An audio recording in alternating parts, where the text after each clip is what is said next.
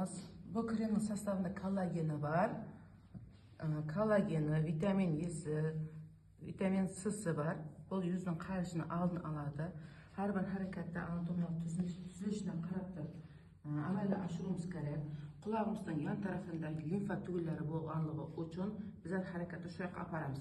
Agarda bizlar noto'g'ri harakat qiladigan bo'lsak, ajinlarni ko'paytirib, yuzning osilib qoluvine sababchi bo'lishimiz mumkin. Shuning uchun yuz massajida asosiy qoidaga e'tibor qaratishimiz kerak. Kremimizdan foydalanayotib foydalanayotgan kremimiz yuz uchun juradigan bo'lishi kerakda. Agarda jurmaydigan bo'lsa, o'sha sinib ketadigan bo'lsa, bizlar massajni natijali turda amalga oshira olmaymiz.